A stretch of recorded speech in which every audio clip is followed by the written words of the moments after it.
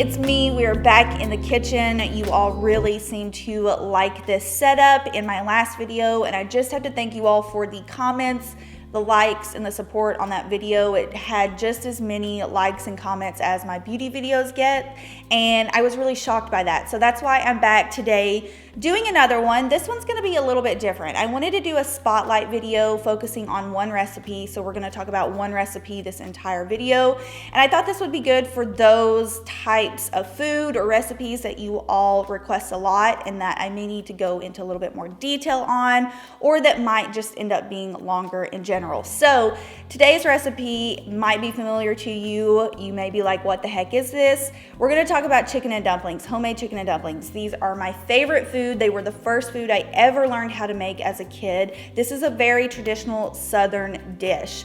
And a dumpling can be obviously translated into a lot of different cultures, but basically if you're not from the US or the South and you're like, what is a Southern dumpling? It's basically a dough. It's basically flour and some type of liquid, flour and milk, flour and water, flour and broth.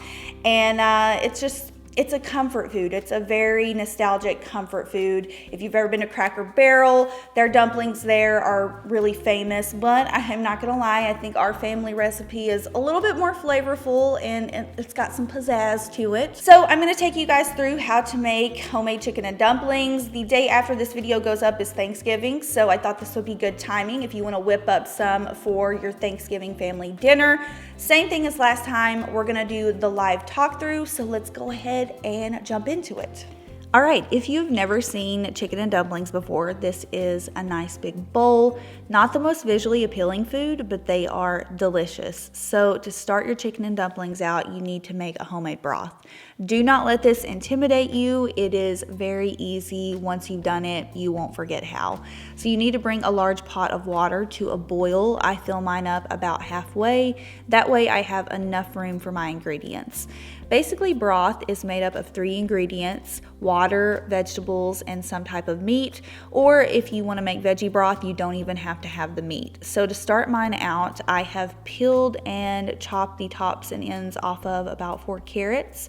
Now you're gonna see me placing the peels of all these vegetables off to the side in a big bowl. That's because I save all of my vegetable scraps and I make homemade broth out of it later on down the road. If you guys want me to talk about how I do that in another video, I definitely can, but that's what you see me doing here. It's a great way to be resourceful and to also get, some broth to use in another recipe later in the week.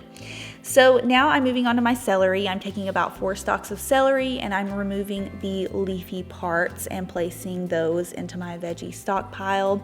Then I just chop the vegetables in half, and this is just so they fit in the pot a little bit better, and also so I can remove them from the pots later on down the road after they have boiled up. Now I didn't show this on camera, but I did peel a large yellow onion. You can use yellow or white. You just need 1 large onion.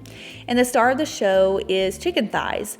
So I'm just gonna tell you right now, please do me a favor and do not disrespect the chicken and dumpling recipe by using boneless, skinless chicken. It does not work. You need to have bone-in, skin-on chicken to make homemade broth. You need that flavor from the bone and also the fat from the skin. I know it grosses some people out to touch that, but trust me, you just can't do it without bone-in, skin-on. So I use about 4 to 5 bone-in, skin-on chicken thighs. You could use chicken breasts, chicken drumsticks, as long as the bone is in and the skin is on. And I place all of those ingredients into my boiling pot of water, and that's when I will begin to season the broth. So I will put all of the seasonings that I use down below. I use quite a few because I like my broth to be flavorful. I use a quick rundown. I take celery salt, pepper, white pepper, onion powder, garlic powder, and a little bit of curry powder. That is something you don't have to use, but that's something that my family always uses in broth. This is actually the same broth recipe we use for chicken noodle soup as well. So after you get all of your seasonings in, you just want to take, this is optional, you can take some chicken bouillon. I do this so none of the flavors lost throughout the cooking process. Sometimes you lose some water and you'll have to add it back in. But now I'm just basically stirring all of that together, and you're gonna let that simmer or boil on about medium heat for about 2 hours, and then you're gonna get something like this. So again, not visually appealing, but that's when you know all of the flavor has been infused into your broth. So after everything's done cooking after that 2 hour mark, you need to remove everything from the pot. We actually don't keep the vegetables in our chicken and dumplings. I know some people like to go back in and add the veggies. We just leave them off to the side, and then if anybody wants them, they can add them afterwards. So I'm removing the thighs now, and you can see they're falling apart, and that's what you want to look for, because all of the flavor is now in your broth. So you're going to remove everything and let that broth just sit there and simmer, and you're going to move on to making your dumplings. So like I said, dumplings are basically flour, some type of liquid, and some seasoning. I use flour, milk, and salt in mine. I never measure when I make my dumplings. So here I would say I used about 2 to 3 cups of flour and about a cup of milk. And you just need to stir that all together and create a nice big dough ball. There's no rhyme or reason to this. That's why dumplings are so rustic and comforting. They don't have to be pretty. It's basically just slapping some ingredients together, and it just turns into a nice big bowl of comfort food. So after you have your dough ball formed, you're gonna start kneading it. There is a big controversy in the South on the texture and thickness of dumplings. Some people make theirs really thick, almost like a dough ball. Some people do them really thin. My family, we personally like the texture that we call waxy, and the best way I can describe that is they're very similar to a Cracker Barrel dumpling, but they've got a little bit more pull to them, almost like they are an al dente dumpling. So you can see I'm just rolling out the dough and I'm cutting them in oddball shapes. There's no rhyme or reason to this. I'll show you the thickness, a close-up of the thickness here in just a second. But if you want to make yours thicker, that's up to you. If you've never made them before, it might take you a couple of times to decide what thickness and what texture you like. But as for ours, we call them waxy dumplings. I don't know where that name came from. It's probably something my mom and dad made up, but after you get done cutting them, they're just gonna look like oddball shapes like this. And then you can kind of see a little bit better here, a close up of the thickness. Keep in mind, once you drop them in your boiling broth, they are gonna thicken up a little bit. They're gonna puff up a little bit. So I've got my broth boiling now, and you just drop in your dumplings. You need to let them cook for a good 15 minutes, I'd say, on medium heat. Just make sure your broth is barely boiling. You don't want them to stick to the bottom. Make sure you're giving your dumplings a good stir and that you're not cooking them on too high of a heat.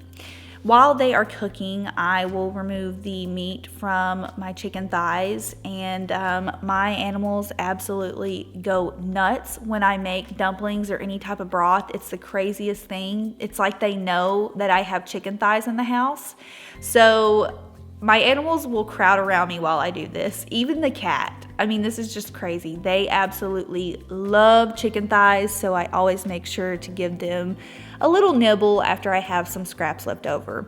So after you've pulled your chicken and the dumplings have cooked, you just throw it all together, give it a good stir, turn your heat off, and that's chicken and dumplings. If you want to wait a good half hour, the broth will thicken up and you'll have more of a thicker consistency, but I normally can't wait, and I just go ahead and plate them.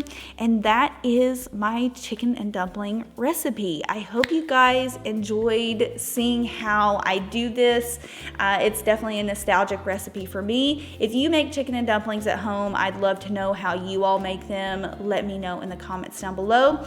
I hope you guys have a great holiday week, and if you try any of these recipes that I'm showing you on my channel, send me pictures. I've already had people send me a ton of pictures, and I just couldn't believe that people were even making these recipes to begin with. So let me know if you try these recipes out. I would love to see your pictures. I hope you guys enjoyed this installment of my cooking series, and I will see y'all in my next video. Bye.